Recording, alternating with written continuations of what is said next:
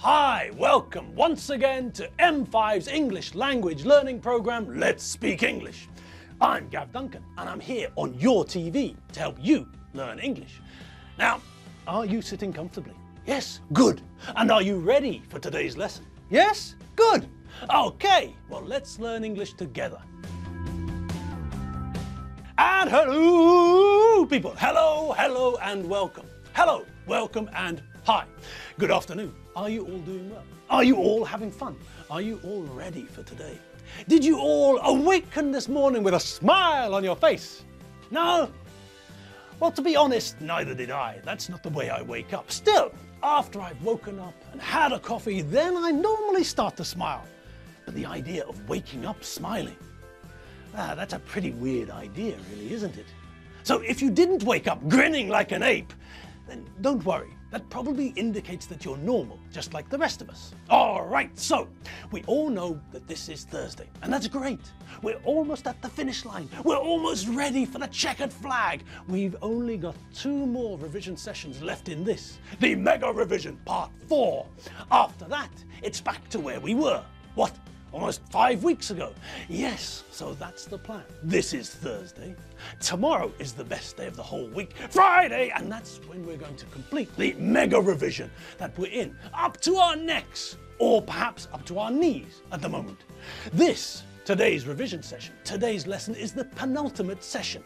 It's the one before the ultimate session. It's the second last, the one before the last. It's the penultimate, not the ultimate, the penultimate. And so, with that cleared up, let's make a start. The sooner we start, the sooner we finish. And the sooner we finish, the sooner we get to start tomorrow, which, as we all know, is the best day of the lot.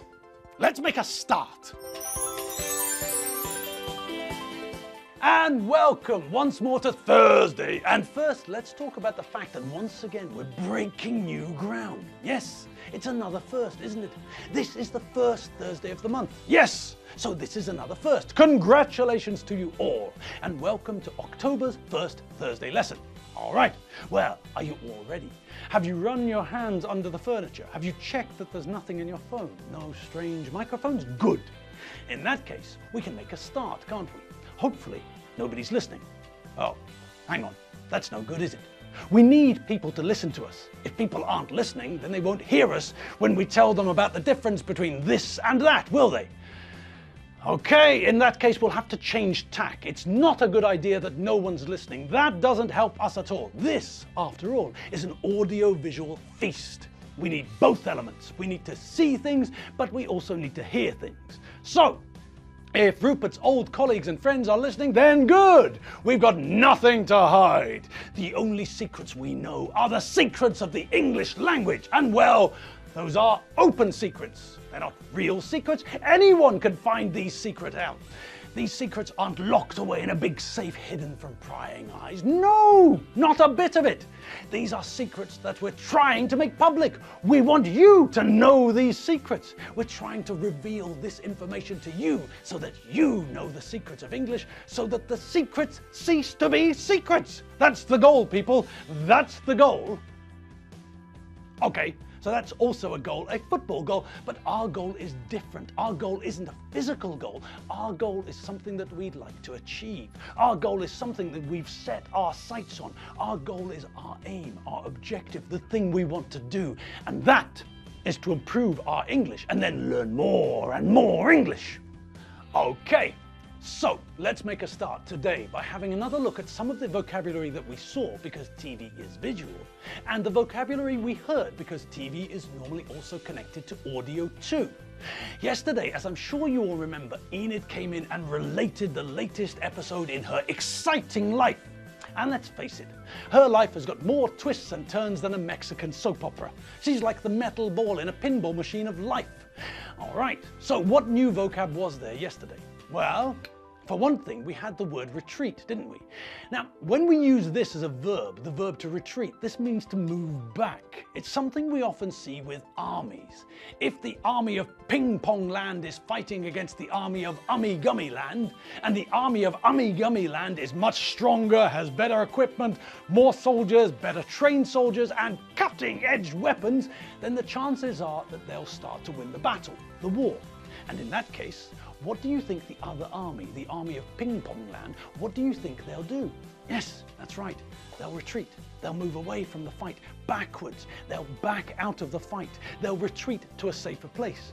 Then, when they get to that safer place, they'll try to regroup, find out where everyone is, and then, well, then the top brass, the leaders, will decide what to do next. But that's one of the places we normally see the verb retreat used, in battle, when we're thinking about the army. There are various orders we normally think of, and in the army, orders are important. Someone tells you what to do, someone tells you what to do and when to do it. Someone tells you what to do, when to do it, and how to do it.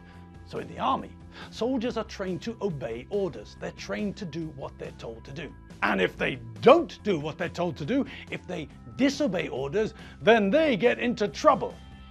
And just as an aside, have we seen that prefix before? The prefix dis has got more than one meaning, but as we can see with that verb to disobey, we use it to express negation, the act of contradicting or denying something. If you obey an order, you follow that order. You do what you're ordered to do. You do what you're told to do. You obey. If, on the other hand, you disobey an order, then you do the opposite. You don't follow the order. You don't do what you're ordered to do. You don't do what you're told to do. You disobey.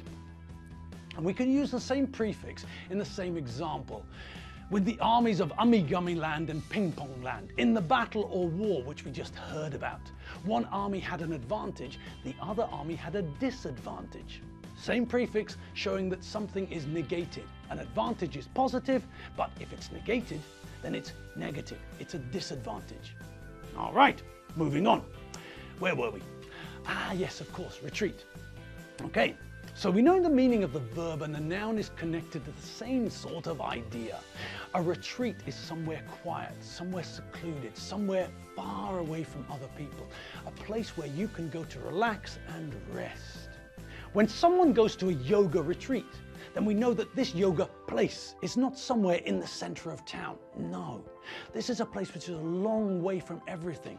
The people who run the yoga retreat built it at a secluded place, a place which is miles away from anything, a place which can't be seen or visited by many people. That's why it's perfect for yoga and meditation. It's quiet, and there aren't many people around to break your concentration. Enid went to a yoga retreat to relax, rest, and meditate. It's hard to relax, rest, and meditate if there are millions of people buzzing around, talking, shouting, playing games on their phones, and things like that.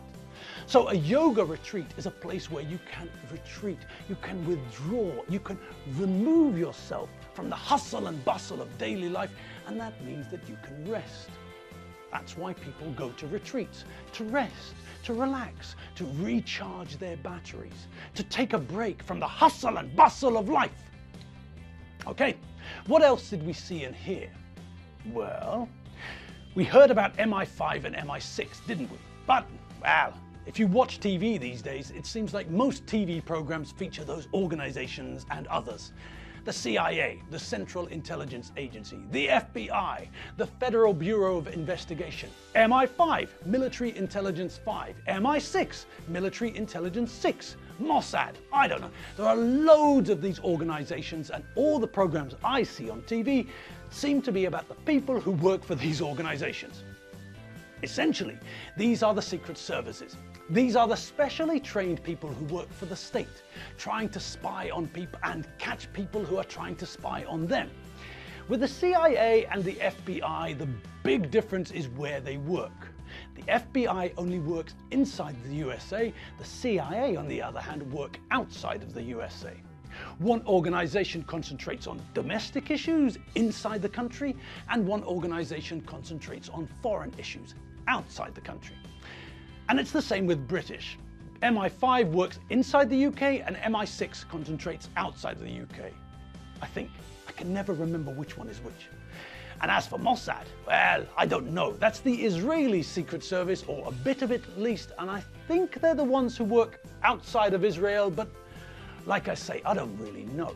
Anyway, the thing which I always think is strange is we've got MI5 and MI6 in the UK, but what happened to MI1, MI2, MI3 and MI4?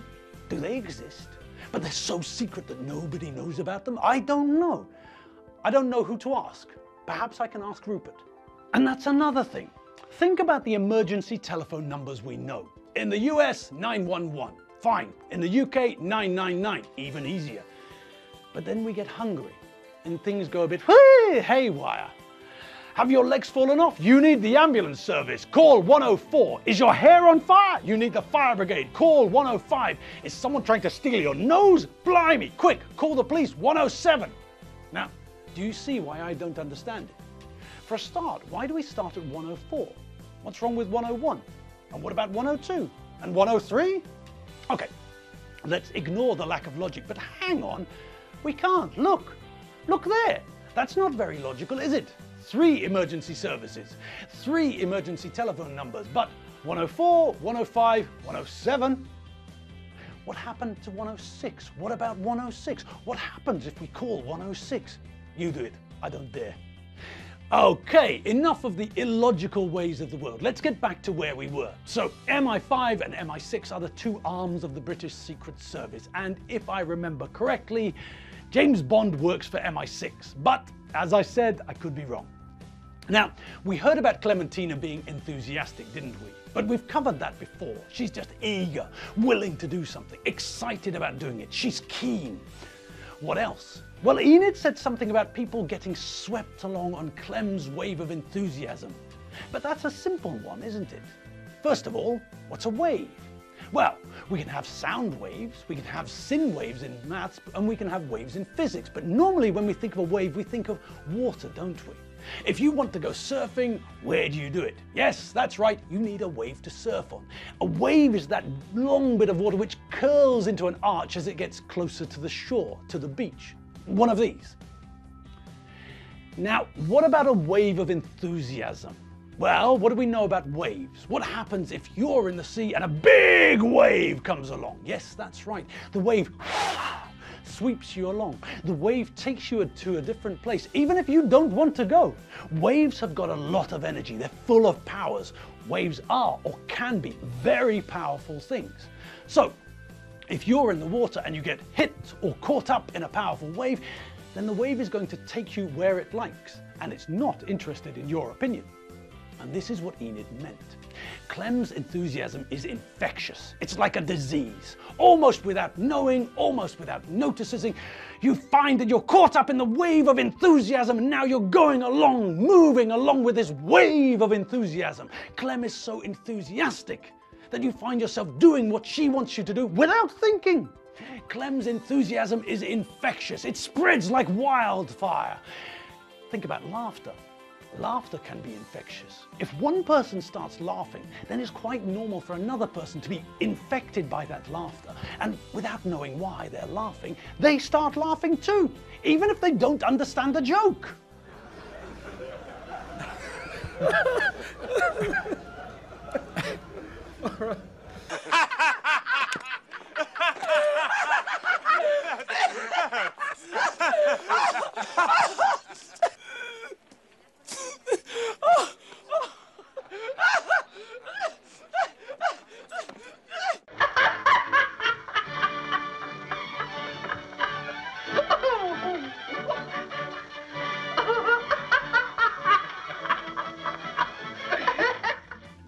With at least 2 of those 5 guys, I think we can safely assume that alcohol has something to do with the merriment, but that's something we can think about on another day. Let's move on. And that's it. Yes, we're done for the day, and now it's time for me to hurry off home. Home, where the coffee lives. Yes, that's what I've got planned. That's my plan for the afternoon. Well, the next part of the afternoon. After that, I don't know. My movements are unsure. Who knows? There might be some hoovering to do. Or maybe, like some of you, I'll have to do the washing up, or turn the dishwasher on, or empty the dishwasher, or something like that. Anyway, that's me. And what about you? Well, as I said, you might have chores to do, but if you don't, then take the dog out, feed the cat, play blow football with the rapid. There are plenty of things for you to occupy yourselves with. I'll see you tomorrow, and you all know what day tomorrow is, don't you? Yes, it's not Tuesday. It's definitely not Tuesday. See you tomorrow, people. See you later. www.mediaclick.hu. Bye!